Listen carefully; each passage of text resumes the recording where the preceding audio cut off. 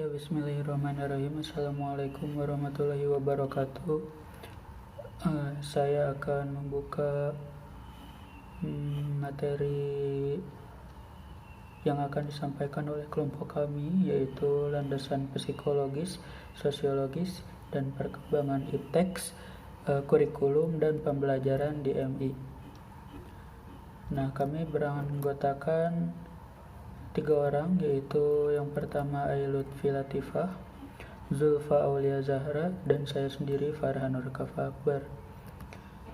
Saya akan menerangkan tentang landasan psikologis kurikulum. Nah,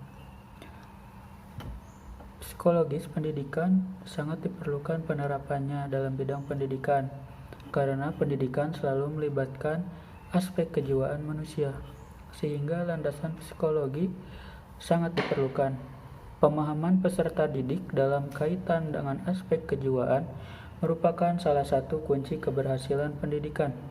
Oleh karena itu, hasil kajian dan penemuan psikologis sangat diperlukan penerapannya dalam bidang pendidikan. Pendidikan selalu melibatkan aspek kejiwaan manusia, sehingga landasan psikologis merupakan salah satu landasan yang penting dalam bidang pendidikan. Jiwa itu sendiri adalah roh dalam keadaan pengendalian jasmani yang dapat dipengaruhi oleh alam sekitar. Karena itu, jiwa atau psikis dapat dikatakan inti dan kendali kehidupan manusia yang berada dan melekat dalam manusia itu sendiri, menurut Pidarta tahun 2007. Psikologis dibutuhkan di berbagai ilmu pengetahuan untuk mengerti dan memahami kejiwaan seseorang. Psikologis juga merupakan suatu disiplin ilmu berobjek formal perilaku manusia yang berkembang pesat sesuai dengan perkembangan perilaku manusia dalam berbagai aspek. Nah, untuk psikologis kurikulum sendiri, itu psikologis adalah ilmu yang mempelajari tingkah laku manusia dalam hubungan dengan lingkungan, sedangkan kurikulum adalah upaya menentukan program pendidikan untuk merubah perilaku manusia. Oleh sebab itu, dalam perkembangan kurikulum harus dilandasi oleh psikologis sebagai acuan dalam menentukan apa dan bagaimana perilaku peserta didik itu harus dikembangkan. Pandangan tentang anak sebagai makhluk yang unik sangat berpengaruh terhadap pengembangan kurikulum pendidikan. Setiap anak merupakan pribadi tersendiri, memiliki perbedaan di samping persamaannya. Implikasi dari hal tersebut terdapat terhadap pengembangan kurikulum, yaitu yang pertama, setiap anak diberi kesempatan untuk berkembang sesuai dengan bakat, minat, dan kebutuhannya. Nah, kelompok kami sendiri telah melakukan observasi di MI Nurul Huda yang bertempat di Bale Endah, Kabupaten Bandung. Di MI Nurul Huda sendiri itu tidak hanya pendidikan intra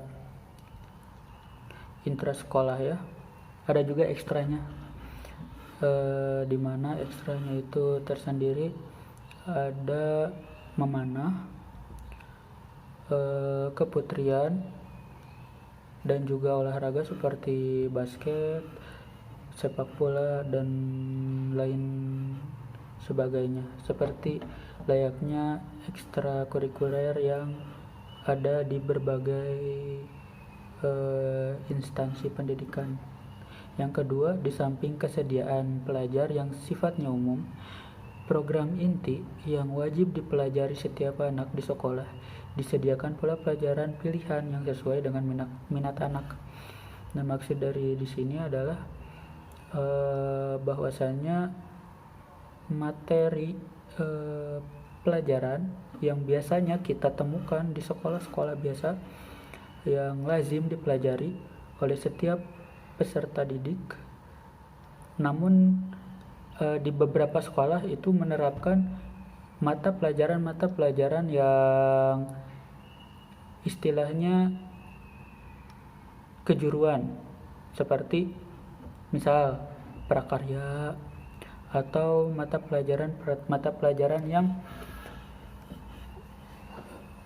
istilahnya memiliki effort tersendiri untuk kita ingin mengikuti pembelajaran itu.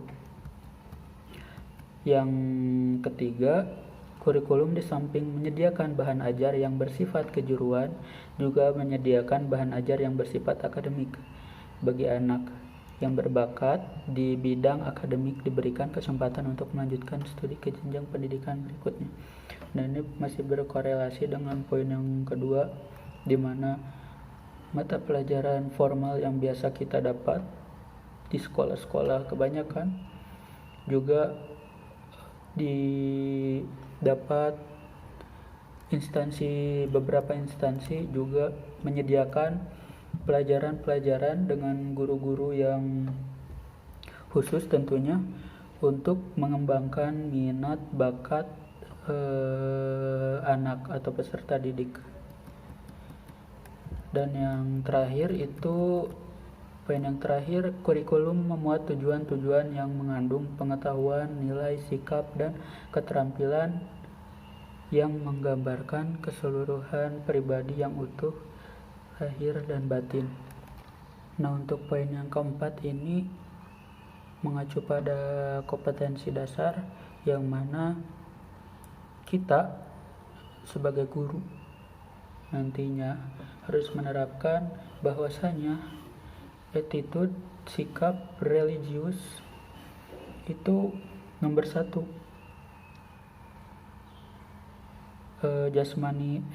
Kerohanian itu nomor satu dulu, baru jasmaninya kita kembangkan, karena etika itu adalah yang menunjang apa yang ada di isi kepala kita. Ketika isi kepala kita banyak dengan ilmu-ilmu, tetapi etika kita kurang atau tidak baik, itu nol besar.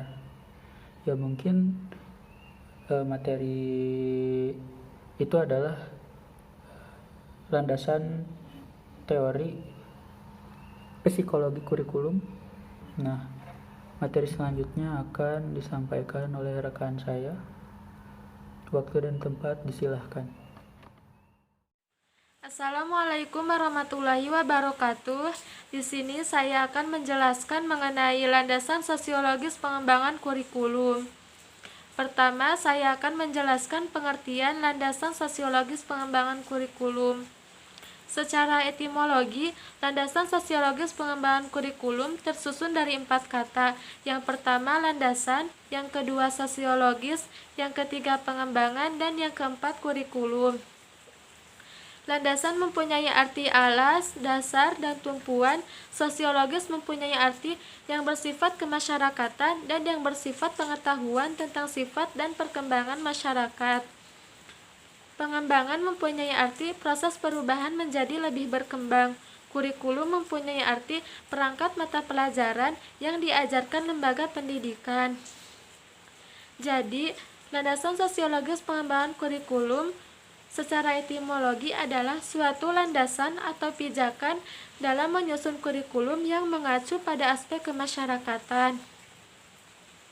Sedangkan landasan sosiologis pengembangan kurikulum secara terminologi adalah asumsi-asumsi yang berasal dari sosiologi yang dijadikan titik tolak dalam mengembangkan kurikulum. Mengapa pengembangan kurikulum harus berlandaskan kepada landasan sosiologis? Kita perhatikan pernyataan berikut. Anak-anak berasal dari masyarakat, kemudian mendapatkan pendidikan baik formal, informal, maupun non-formal dalam lingkungan masyarakat, dan diarahkan agar mampu terjun dalam kehidupan bermasyarakat. Nah, oleh karena itu, kehidupan masyarakat dan budaya dengan segala karakteristiknya dijadikan sebagai landasan dan titik tolak dalam melaksanakan kurikulum. Kemudian ada faktor-faktor pentingnya landasan sosiologis dalam pengembangan kurikulum. Yang pertama, pendidikan mengandung dan memberikan pertimbangan nilai. Hal ini dikarenakan bahwa Pendidikan itu diarahkan agar mengembangkan pribadi anak sesuai dengan nilai-nilai yang ada dan diharapkan oleh masyarakat. Yang kedua, pendidikan diarahkan pada kehidupan dalam masyarakat. Pendidikan itu bukan hanya untuk pendidikan, melainkan menyiapkan anak untuk kehidupan dalam masyarakat. Yang ketiga, pelaksanaan pendidikan dipengaruhi dan didukung oleh lingkungan masyarakat tempat pendidikan itu berlangsung, seperti dukungan penyediaan fasilitas, personalia, sistem sosial budaya, keamanan, dan lain-lain. Kemudian ada implikasi-implikasi landasan sosiologis dalam pengembangan kurikulum. Yang pertama, kurikulum harus disusun berdasarkan kondisi sosial budaya masyarakat. Kurikulum disusun bukan hanya harus berdasarkan nilai, adat istiadat, cita-cita dari masyarakat, melainkan harus berlandaskan kepada semua dimensi kebudayaan. Yang kedua, karena kondisi sosial budaya senantiasa berubah dan berkembang sejalan dengan perubahan masyarakat, maka kurikulum harus disusun sesuai dengan unsur-unsur fleksibilitas dan bersifat dinamis sehingga kurikulum tersebut relevan dengan masyarakat. Konsekuensi logisnya, pada waktu perlu diadakan perubahan dan revisi kurikulum sesuai dengan perubahan dan perkembangan sosial budaya yang ada pada saat itu. Yang ketiga, program kurikulum harus disusun dan mengandung materi sosial budaya dalam masyarakat. Ini bukan hanya untuk membudayakan anak didik, tetapi juga sejalan dengan mengawetkan kebudayaan itu sendiri. Yang terakhir, kurikulum di sekolah harus disusun berdasarkan kebudayaan nasional yang mencakup perkembangan kebudayaan daerah. Integrasi kebudayaan nasional akan tercermin dalam isi dan organisasi kurikulum, karena sistem pendidikan di kita ini bermaksud membudayakan peserta didik sesuai dengan kebudayaan masyarakat dan bangsa kita sendiri. Sekian yang dapat saya sampaikan. Terima kasih. Wassalamualaikum warahmatullahi wabarakatuh. IPTEX merupakan salah satu materi pembelajaran dalam proses pendidikan. Hal ini dibuktikan dengan tersedianya berbagai informasi secara cepat dan juga dijadikan program, alat, dan cara kerja teknologi pendidikan. Adapun beberapa dampak positif dan negatif dari perkembangan IPTEX itu sendiri dalam dunia pendidikan. Dampak positif yang pertama, munculnya media massa, khususnya media elektronik sebagai sumber ilmu dan pusat pendidikan seperti jaringan internet. Dampak dalam hal ini yaitu guru bukanlah satu-satunya sebagai sumber ilmu pengetahuan. Yang kedua, sistem pembelajaran tidak harus melalui tatap muka. Seperti sekarang ini, kita diharuskan untuk tetap di rumah dan tidak bisa melakukan tatap muka secara langsung. Jadi kita bisa memanfaatkan teknologi yang ada seperti penggunaan aplikasi Classroom dan aplikasi lainnya. Yang ketiga, adanya sistem pengolahan data hasil penelitian yang digunakan pemanfaatan teknologi. Dulu ketika orang melakukan sebuah penelitian, maka untuk melakukan analisis terhadap data yang sudah diperoleh harus dianalisis dan dihitung secara manual. Namun untuk sekarang menjadi sesuatu yang mudah untuk dikerjakan karena adanya penggunaan media teknologi seperti komputer. Untuk dampak negatif, yang pertama, siswa menjadi malas belajar. Contohnya seperti siswa menggunakan smartphone secara berlebihan. Yang kedua, kerahasiaan alat tes untuk pendidikan semakin terancam.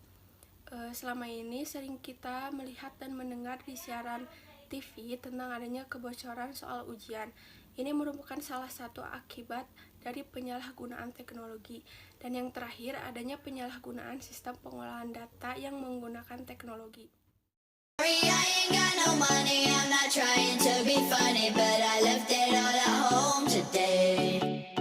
You can call me what you wanna, I